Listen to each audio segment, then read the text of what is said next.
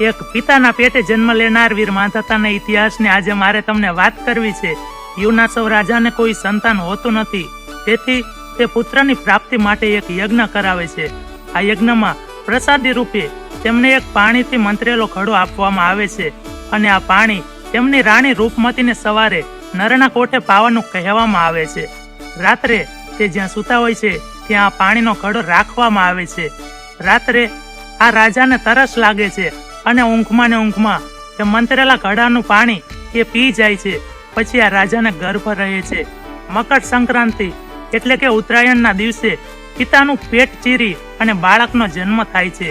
આ બાળકને ખાવા પીવા અંગેની ચર્ચા થવા લાગે છે। ત્યારે ઇન્દ્ર રાજા આવે છે અને કહે છે કે આ બાળક મને ધાવશે, અને તે પોતાની આંગળી આ બાળકના મોંમાં મૂકે છે અને પછી તેમને ધાવણ ધવડાવે છે, એટલે તેમનું નામ માંધાતા રાખવામાં આવે છે। એ સમયમાં કોઈ તિથિ, તારીખ, યુગાબ, સંવંત કાંઈ પણ હતું નહીં। વીર માંધાતા સંપૂર્ણ વિદ્યા અભ્યાસ અને પોતાના પરાક્રમોને કારણે પોતે સમગ્ર પૃથ્વી ઉપર રાજ કરતા હતા। જ્યાં સુધી આ સૂર્યનો પ્રકાશ પહોંચે ત્યાં સુધી વીર માંધાતાનું શાસન ચાલતું હતું અને તેથી જ આપણે તેમને પૃથ્વીપતિ વીર માંધાતા તરીકે ઓળખીએ છીએ।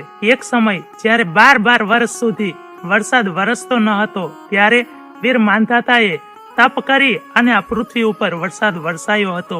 જ્યારે વીર માંધાતા સૂતા હતા ત્યારે એક લવણાસુર નામના રાક્ષસ દ્વારા તેમનું મૃત્યુ નીપજે છે અને વીર માંધાતાની વેળા સંકેલાઈ જાય છે। આવા વીર માંધાતાની જન્મતિથિ એટલે કે ઉત્તરાયણ। તો આપ સૌને વીર માંધાતાના જન્મ દિવસની હાર્દિક શુભકામના। અને આજના સમયમાં ગામડે ગામડે વીર માંધાતાની રેલીઓ નીકળે છે। જય માંધાતા, જય કોળી સમાજ। મિત્રો, વિડીયો પસંદ આવ્યો હોય તો વિડીયોને લાઈક કરી અને ફોલો કરવાનું ભૂલશો નહીં।